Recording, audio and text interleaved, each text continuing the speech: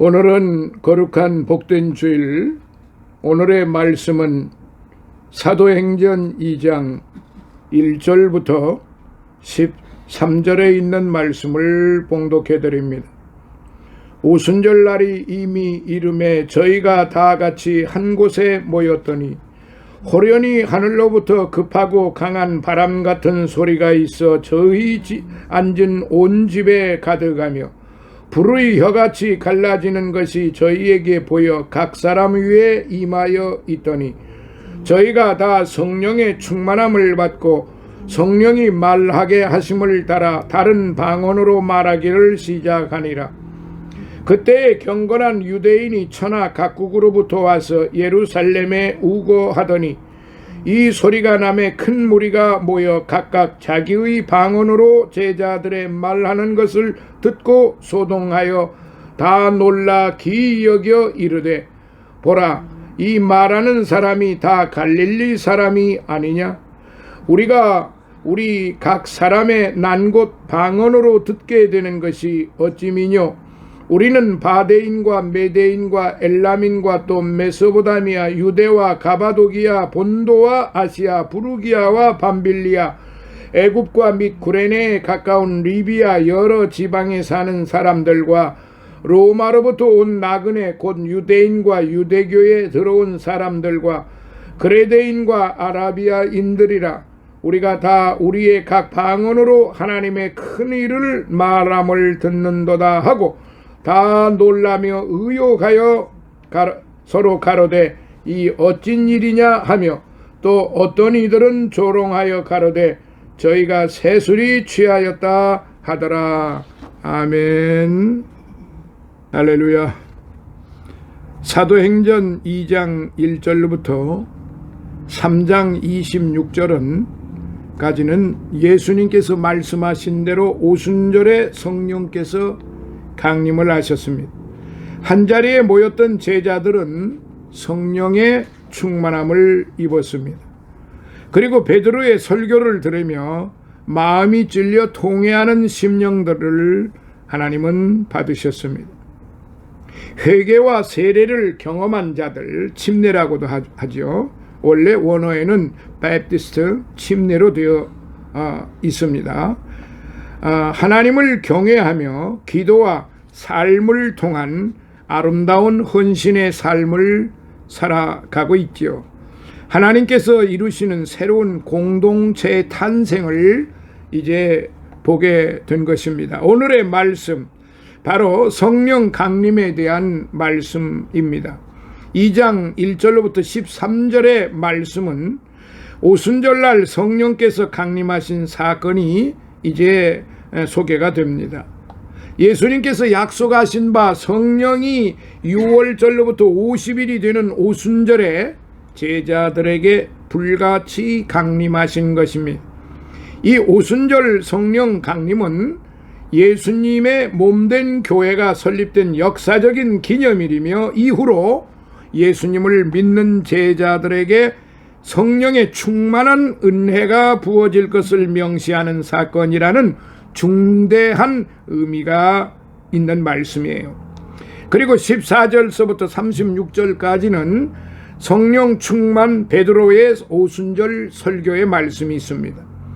초대 교회의 지도자라고 할 수 있는 사도 베드로의 핵심은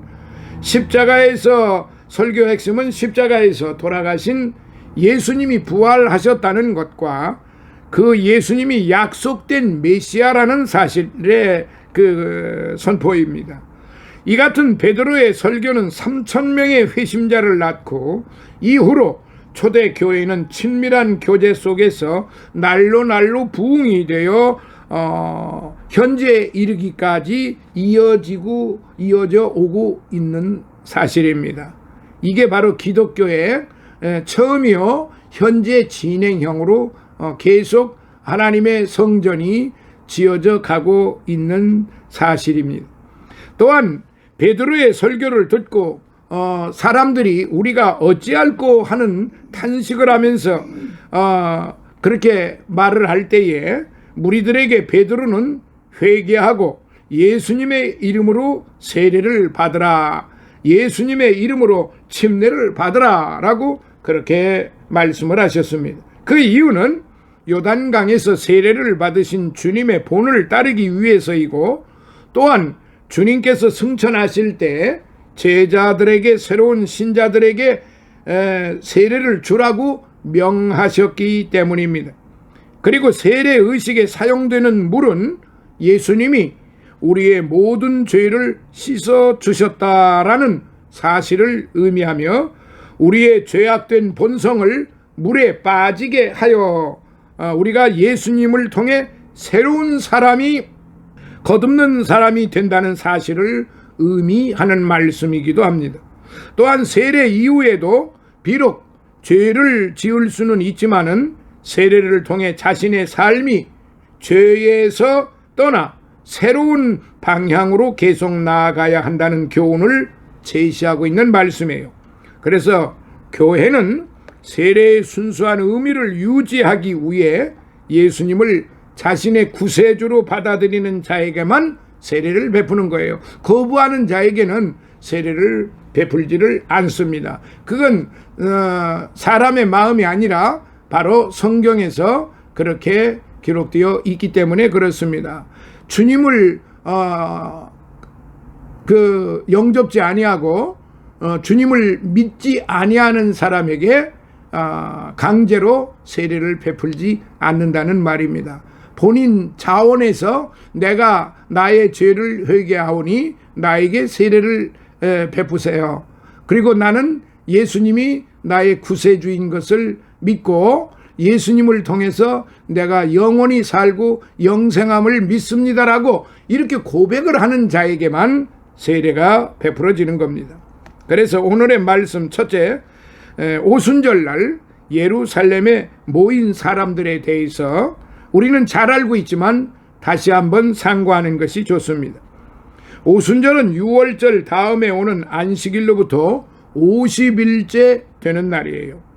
그런 이유에서 오순절이라는 이름이 붙었습니다. 이날은 또한 맥추절, 칠칠절 혹은 맥추 초실절이라고도 부릅니다. 그날은 세계의 각처에 흩어져 있던 유대인들과 유대교로 개종한 이방인들이 예루살렘을 순례하는 세 가지 연중 대절기 가운데 하나이기도 합니다. 이러한 많은 순례자가 오순절을 맞아 예루살렘으로 몰려든 것입니다. 그때가 성령 강림하신 마가의 다락방에서 120명의 문도가 이제 합심하여 기도할 때에 그때 성령이 강림하셨는데, 그때 바로 50일째 되는 오순절 날이었다 이 말입니다. 자, 두 번째로 성령 강림을 하셨는데, 그때 예수 그리스도의 제자들이 모인 곳은 확실히 알려지지는 않았지만은 누가는 그들이 한 곳에 모였다고 기록을 하고 있어요. 그들이 집에 모였을 때 바람과 불이 임했는데, 여기에서 바람과 불은 성령의 권능 상징들입니다.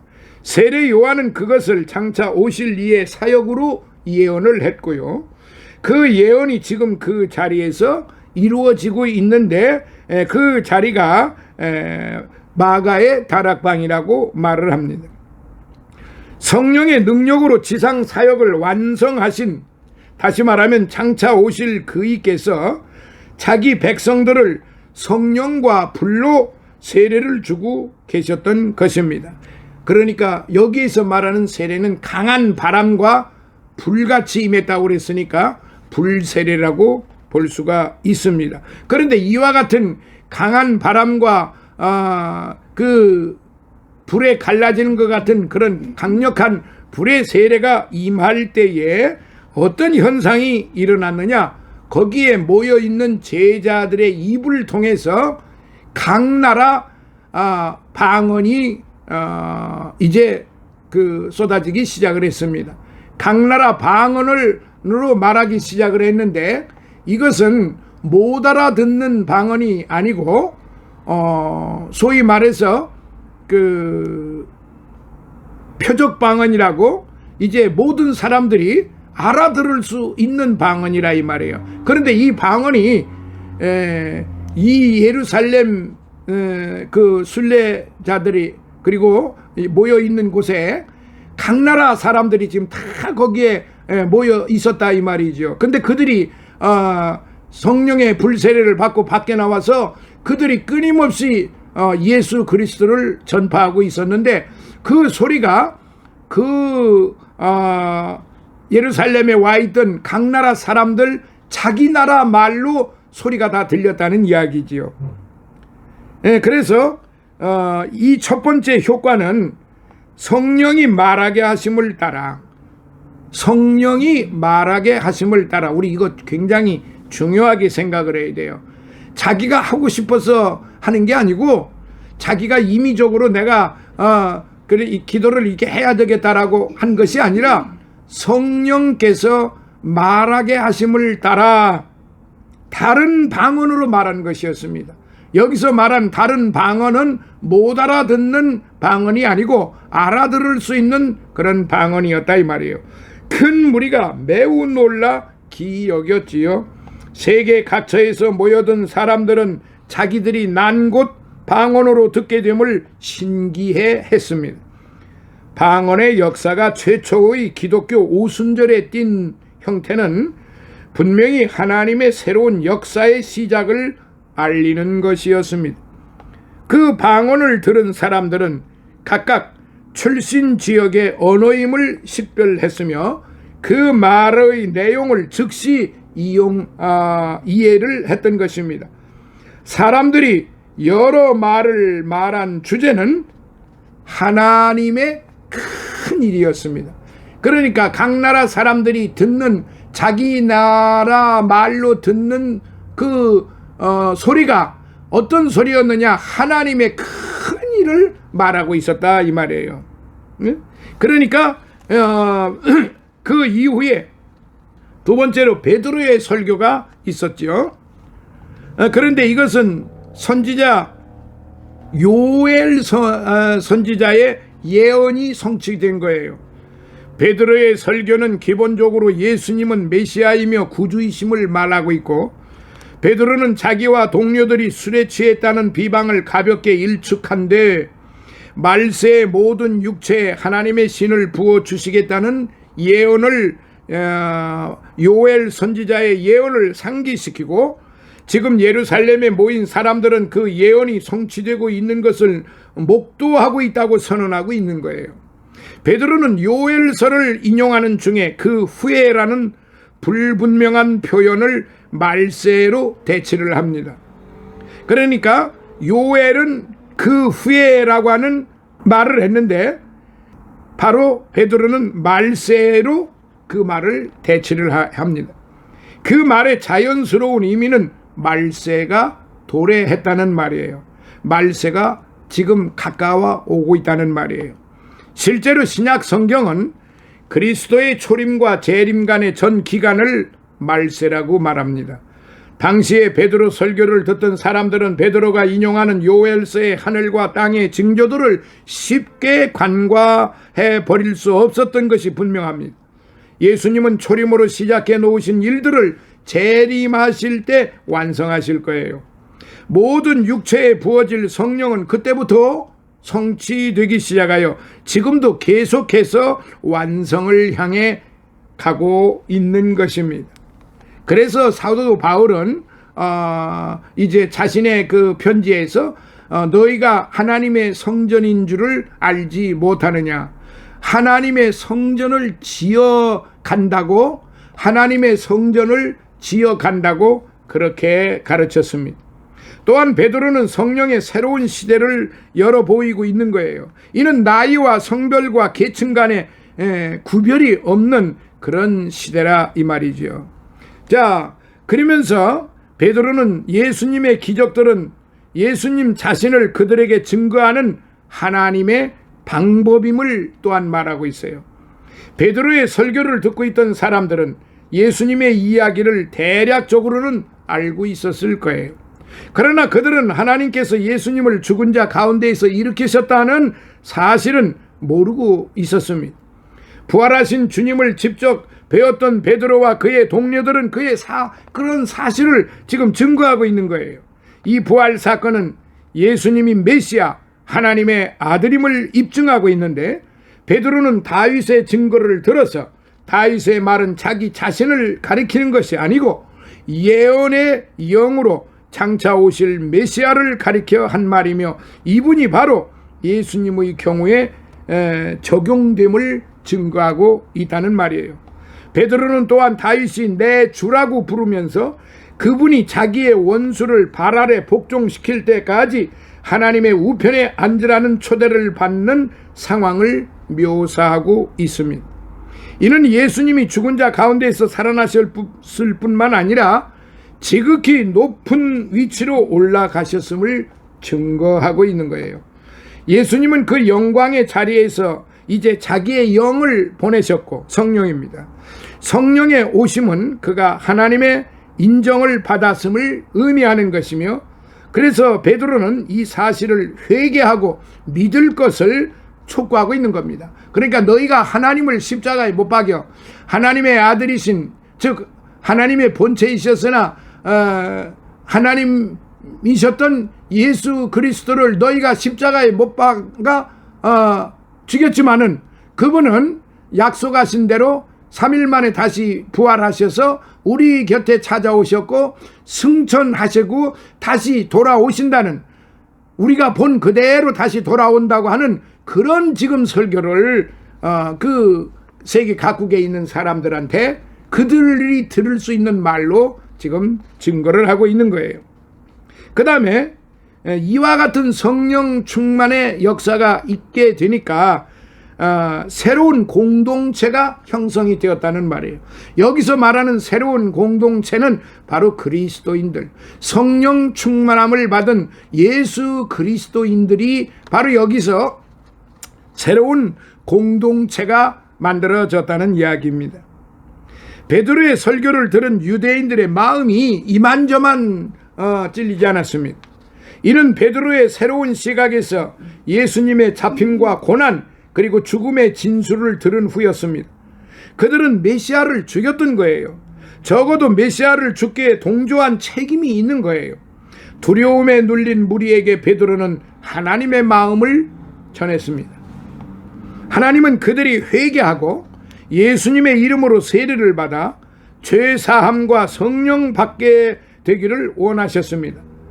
그래서 그날 많은 사람들은 베드로의 권유를 받아들였지요. 그게 바로 3,000명이 복음을 믿고 세례를 받아 예수님을 메시아로 고백하는 새로운 공동체의 구성원이 이제 되었던 것입니다.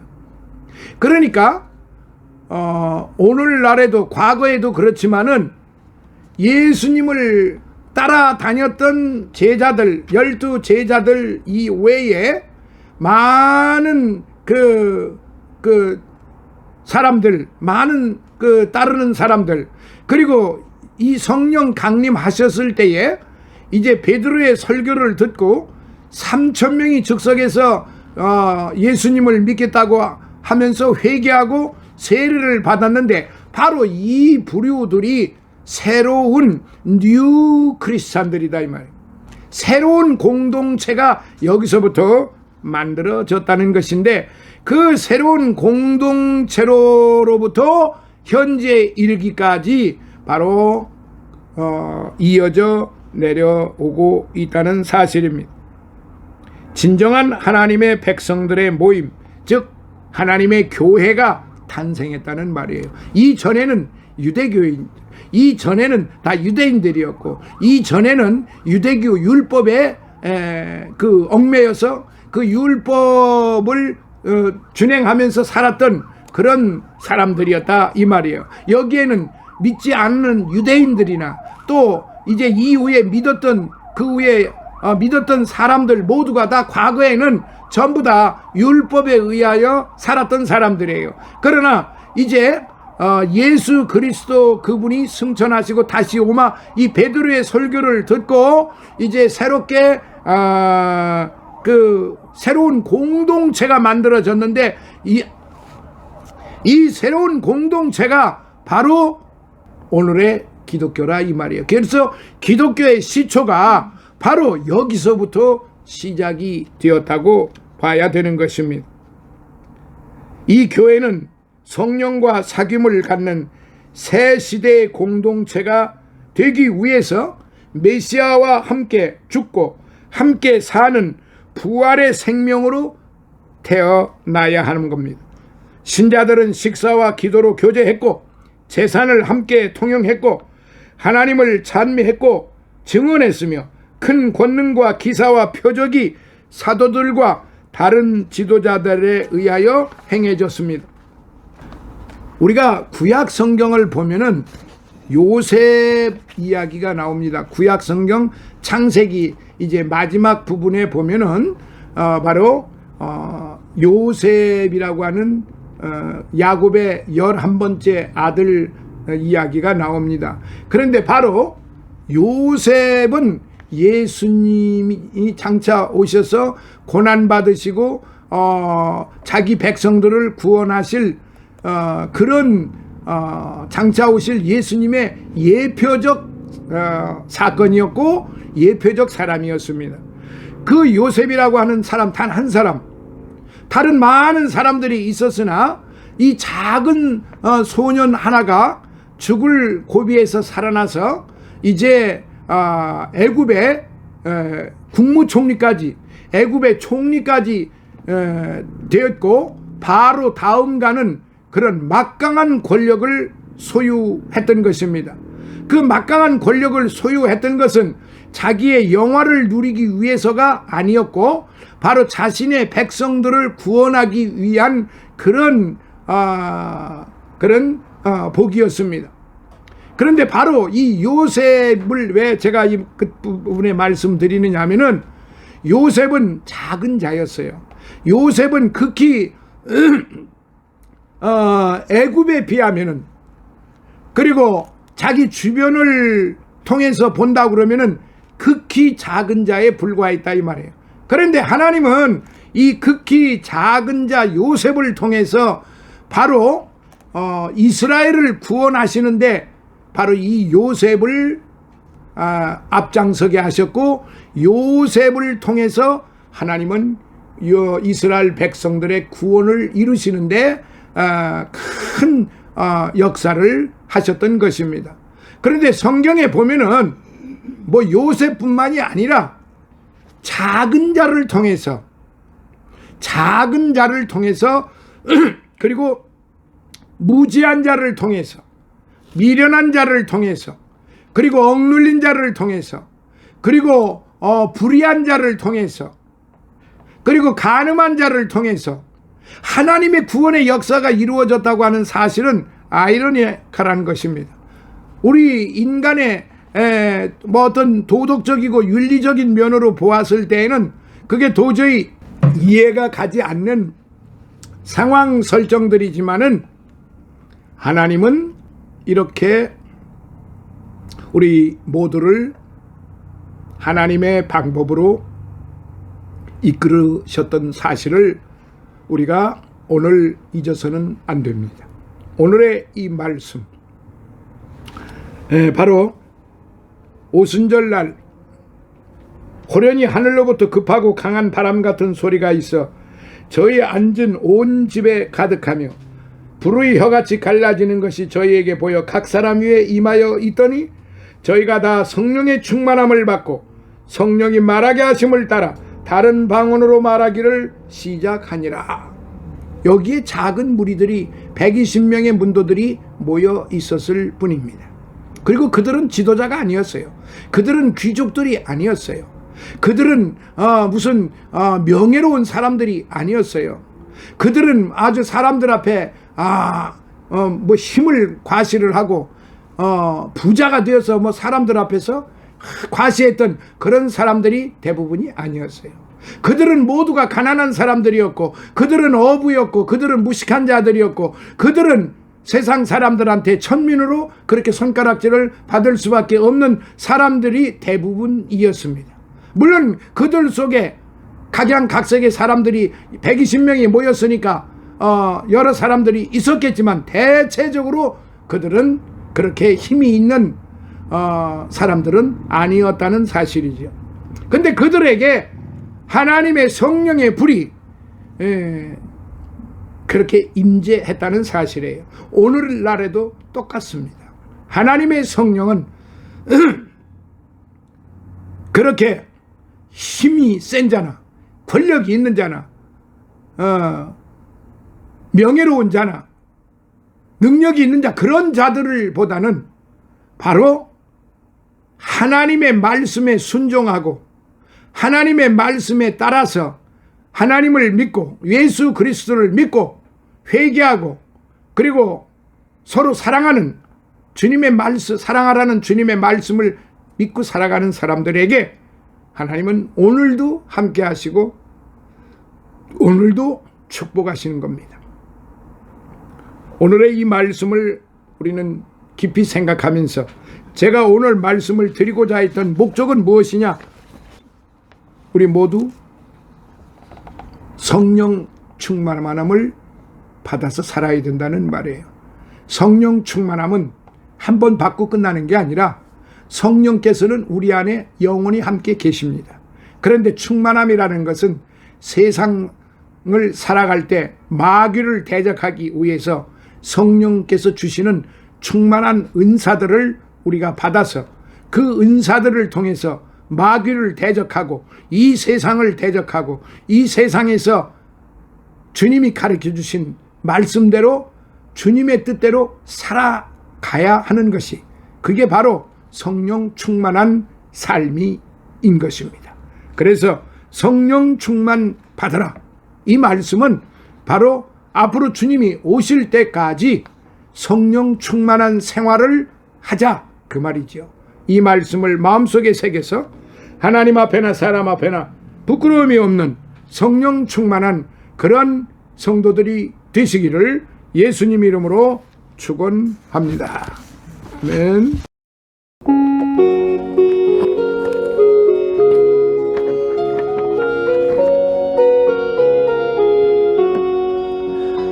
내 주의 나라와 주 계신 성전과 피 흘려 사신 교회를 늘 사랑합니다. 내 주의 교회는 전성과 같아서 눈동자같이 아끼사 늘 보호하시네.